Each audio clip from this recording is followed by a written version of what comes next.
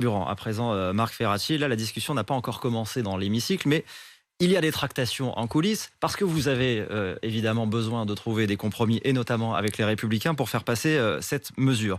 Est-ce que l'indemnité carburant qu'on évoquait est enterrée? On parle d'un accord avec les Républicains qui sera en train de se dessiner sur plutôt une augmentation de la ristourne, qui est déjà en vigueur de 18 centimes et qui pourrait augmenter.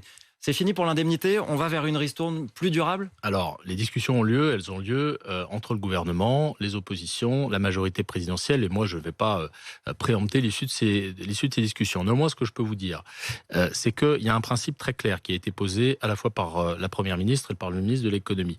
C'est qu'il faut, d'une manière ou d'une autre, que les Français soient protégés lorsque ils prennent leur voiture pour aller travailler.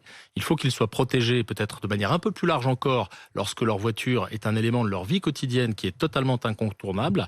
Et sur ce plan, on l'a dit, on sera ouvert à toutes les propositions. Et vous parliez tout à l'heure de propositions. Ça veut dire que vous êtes prêt aujourd'hui à sortir de la logique qui était celle du gouvernement, qui était de dire on cible les aides sur les gens qui en ont le plus besoin, pour finalement aller vers ce que réclament les Républicains, c'est-à-dire une aide qui serait élargie, notamment aux classes moyennes, et donc du coup potentiellement à tout le monde, si c'est juste cette Le principe du ciblage, c'était de cibler sur les gens qui ont besoin de leur véhicule pour aller travailler. C'était la logique.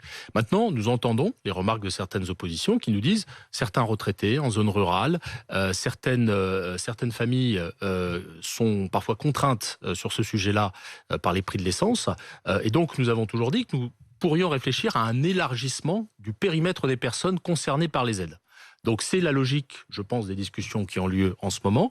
On va voir où est-ce qu'elles atterrissent, mais nous sommes dans cette logique de compromis, nous sommes dans cette logique de regarder avec attention les propositions des oppositions quand elles sont constructives et, j'ajoute, et j'en termine, quand elles s'inscrivent toujours dans un cadre de responsabilité budgétaire, parce que l'argent qu'on dépense aujourd'hui, il faudra le rembourser demain.